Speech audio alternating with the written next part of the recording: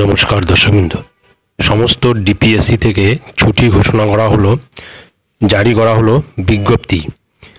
সম্প্রতি এই ডিসেম্বর মাসে একটা অতিরিক্ত ছুটি ঘোষণা করেছে সমস্ত ডিপিএসসি থেকে, এবং এই ছুটিটি শুধুমাত্র প্রাইমারি এবং জুনিয়র বেসিক যে স্কুলগুলি আছে সেই স্কুলগুলির জন্য। তো আসুন আমরা জেনে নিই যে কিসের জন্য এই ছুটি এবং কোন দিন এই ছুটি ঘোষণা করা হয়েছে।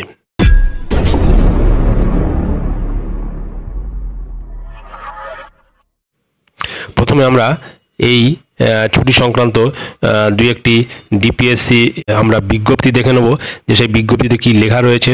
সেই বিজ্ঞপ্তিগুলি সমস্ত জেলার ক্ষেত্রেই জারি করা হয়েছে, কিন্তু সবগুলি জেলার ক্ষেত্রে দেখাতে গেলে কিন্তু ভিডিওটি অনেক লম্বা হয়ে যাবে। সেই জন্য আমরা দু তিনটি জেলার এই বিজ্ঞপ্তি দেখে নেব কবে এবং কী কারণে ছুটি ঘোষণা করা হয়েছে।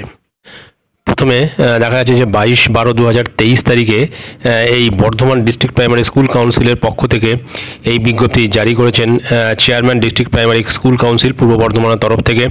এবং এখানে বলা যায় 26/12/2023 তারিখ টুইসডে অর্থাৎ মঙ্গলবার, 26শে ডিসেম্বর মঙ্গলবার একটি additional day for Christmas day, অর্থাৎ এটা ক্রিসমাস ডের অ্যাডিশনাল ডে হিসেবে ছুটি ঘোষণা করা হয়েছে এই 26 তারিখে।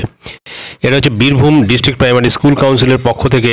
এখানে এই holiday list for academic year 2023 অর্থাৎ 2023 সালের যে হলিডে লিস্ট তাতে একটা ছুটি টু বি নোটিফাইড লেটার বলে লেখা ছিল, এবং সেই ছুটিটাই 26/12/2023 তারিখে দেওয়া হচ্ছে হলিডে হিসেবে, এবং এটা সমস্ত প্রাইমারি এবং জুনিয়র বেসিক স্কুলগুলির ক্ষেত্রে দেওয়া হচ্ছে। এবং সিরিয়াল নাম্বার 44 সেখানে যে লিস্ট রয়েছে সেই লিস্টের 44 নম্বর সিরিয়ালে রয়েছে এই ছুটিটি, যে পরে ঘোষণা করা হবে এই বলে দেওয়া ছিল, সেই জন্য 26 তারিখে সেই ছুটিটি দেওয়া হচ্ছে।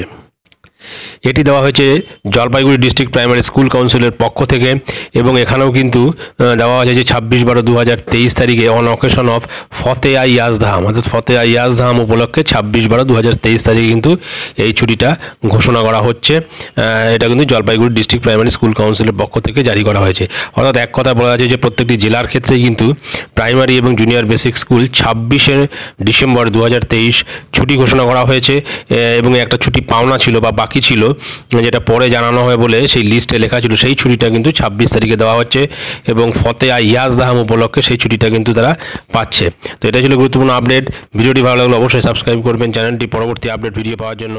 ধন্যবাদ।